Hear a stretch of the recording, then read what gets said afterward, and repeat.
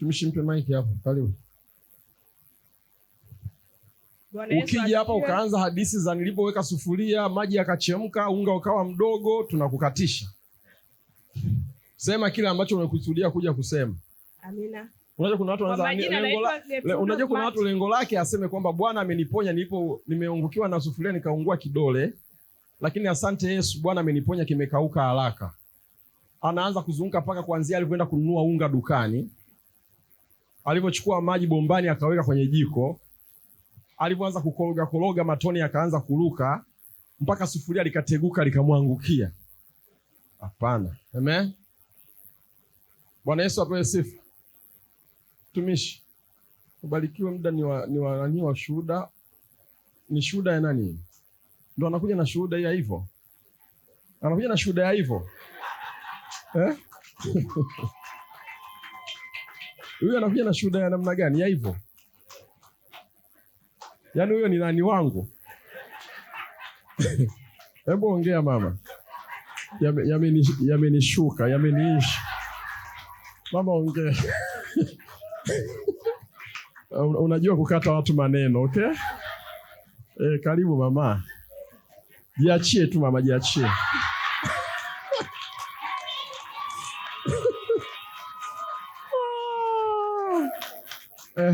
Karibu.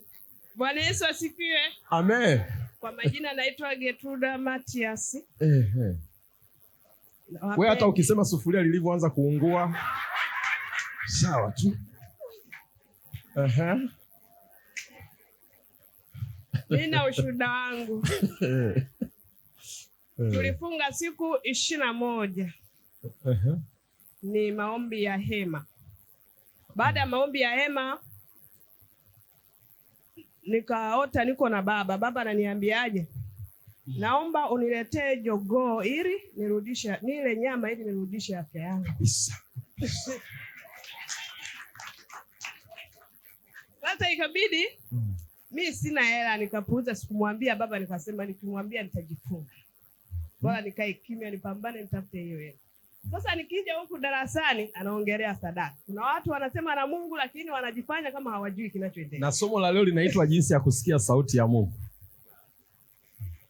Sasa hiyo hali ilikuwa ikiniumiza mpaka machozi natoa, nikisema nilipuke, nipige kelele na shindwa na jibara.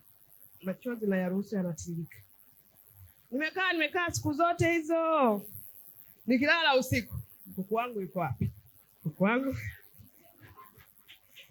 Sasa usiku wa kuamkia jana, baba tena akanipata akaniuliza, kwa hiyo jogoo umeamua uibe, usimlete. Unamleta lini? Nikamwambia baba nitamleta, naomba unisamehe, nitamleta. Kwa hiyo jana kutwa nzima nimeshinda nikimtafuta huyo jogoo.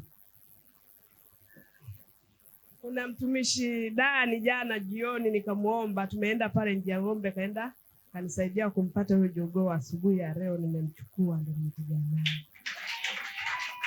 Kwa hiyo ni maelekezo ya Mungu mwenyewe kwamba kitu ambacho unatakiwa ukioteshwa ndoto kwamba mtumishi wako umpelekee kitu fulani au unaongea naye. Kuna wengine wanasikia sauti, kuna wengine wanakutana, yani kwa mfano nakutana na mtumishi, maana yule sio mtumishi, ni Mungu.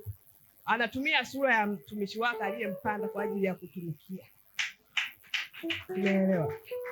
Ndio maana unakutana naye anakuambia hivi. Unatakiwa usikilize. Na hii kitu hata mimi nimeitafakari na najaribu kuiogopa, lakini najiulizaga Mungu sio ananitumia kwa namna gani. Unajua watu wengi sana nawatokea kwenye ulimwengu wa roho. Si na utumishi wa aina gani? Amen? Amina. Ndio leo nimemtafuta huyo jogoo, nimempata, ndio nimemleta. Ngoja niwaambie, si niko madhabahuni hapa. Mungu awabariki sana. Wewe unataka nikuombee nini? Maana hapo sasa nakuruhusu uchague chochote. Kwa sababu si ni supu hii. Kwa hiyo wewe unataka nikuombee nini? Kwa kweli baba, hapo sijajua, kwa sababu wakati naongea na wewe kuniambia kwamba unaniombea, wewe unataka urudishe afya yako. Kwa hiyo Mungu mwenyewe anajua sirini anachotaka kifanikishwe kupitia hii sadaka.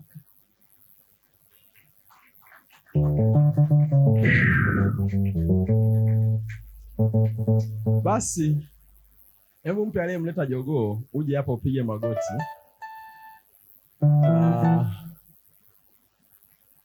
Mungu anataka nirudishe afya yako.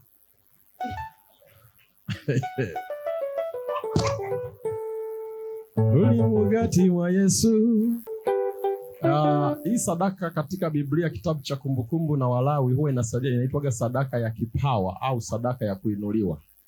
Wayahudi walielekezwa kuchukua sadaka ya aina hiyo, unapompelekea kuhani anainyanyua na ipepea mbele ya Mungu huku akitamka haya maneno: Mungu, kama mtu wako anavyombariki kuhani wako, wakati Mungu ninafurahi, maisha yake yasiwe na huzuni tena, maisha yake yasiwe na machozi tena. Na Mungu husikia maneno ya kuhani yule kwa sababu ya sadaka ile na kumbariki yule aliyetoa hiyo sadaka. Na mimi naipepea sadaka hiyo mbele za Bwana mbinguni, kama vile ambavyo anafurahiwa ni furahi, Mungu akayafurahishe maisha yake. Sasa machozi aliyopitia kwa muda mrefu yaanze kukauka ghafla. Maisha yote ambayo ameteseka, na atakuwa shuhuda ya kwamba baada ya kuachilia hii sadaka, adabu itakaa kila mahali.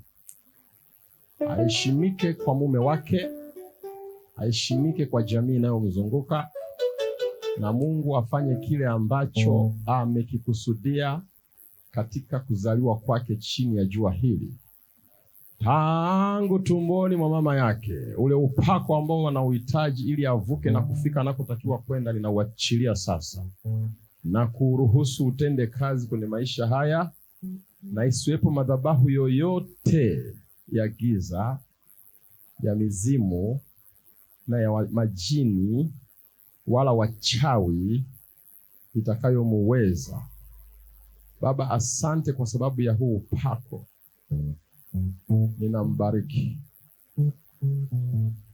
katika jina la Yesu Kristo. Msaidia rudi kukaa huko, hiyo nguvu ya Mungu ataenda kukutana nayo. Amepokea. Amen. Bwana asifiwe sana. Mimi naitwa Pasisi, ni mwana Eden Park. Mimi nakuja kutoa sadaka hii kwa sababu mimi nimetokewa zaidi ya mara 3. Mara ya kwanza nimetokewa na Biblia. Nimepewa Biblia na skafu ya kaki lakini na maandishi kama ya silver na mtumishi. Mara ya pili, tumishi gani? Mwakasege. Mwakasege. Mara ya pili nimetokewa. Tumishi gani? Ni Mwakasege. Mwakasege. Ehe. Mara ya pili amenitokea Pastor Alex, nipaka mafuta kwenye ndoto. Lakini nilikuwa nakimbia, yani huku mbele kuna watoto, huku pembeni kuna watu wazima lakini wamevaa nguo nyeupe, pembeni kuna watu wazima wamevaa nguo nyeupe, mbele kuna watoto, nyuma kuna watoto, lakini mimi nilikuwa nakimbia. Lakini kila ninapokaa nafsi inanisuta. Na juzi Jumapili nilipokuja, mtumishi akasema kuna watu wana roho ya utumishi lakini hawataki kutumika, na ameambiwa juu ya kuhusu sadaka hawataki kutoa. Kwa hiyo leo nimeamua kutii Mungu anitumie kama apendavyo. Maana mimi sijui yeye aliniumba, sijui aliniumba mimi nipitie yapi, sijui aliniumba nipitie utumishi gani, mimi sijui. Kwa hiyo mimi naomba Mungu leo kibali chake. Leo nataka kibali. Anipe kibali changu, anipeleke mahali popote ninapotaka yeye. Maana mimi sijui. Yeye ndo anajua pa kunipeleka. Wewe ni mwinjilisti. Njoo. Unatakiwa umseme Yesu. Nisikize maneno yangu. Wewe ni mwinjilisti. Kaa vizuri. Wewe usiwe una nguvu uko nyuma na anaweka maneno yake. Pasisi ni mwinjilisti. Lakini ni mwinjilisti chini ya mchungaji, ili asaidie kusababisha roho za watu zije ibadani. Kama Mungu atamuinua baadaye kwa mafuta ya uinjilisti mkuu, atukuzwe. Nasema hayo ili ashike sauti hii vizuri, kwa sababu inaweza kashangaa adui huwa na ataki wito. Anaanza kupata wito anakuwa mkundo, wewe unasikia mtu ghafla kaenda kuanzisha kanisa. Jamani, wako watu wengi wametoka makanisani wameenda kufungua vibanda huko, wala sio Mungu aliwatuma, ni vituko vinaendelea. Pasisi ni mwinjilisti na akiheshimu sana madhabahu wanayoabudu, achague kama ni Edeni au wapi, ila aamue kusema sasa sitaenda kushoto wala kulia.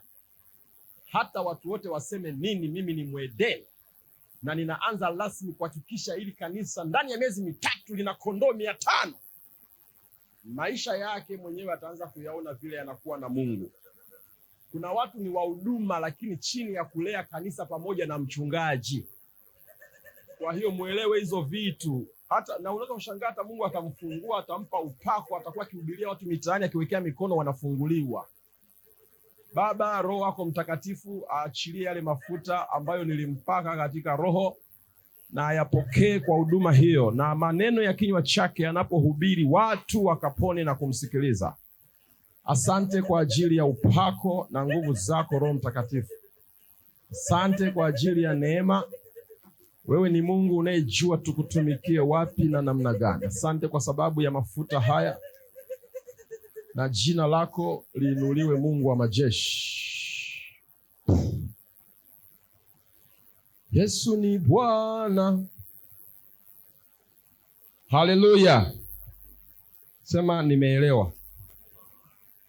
Amen.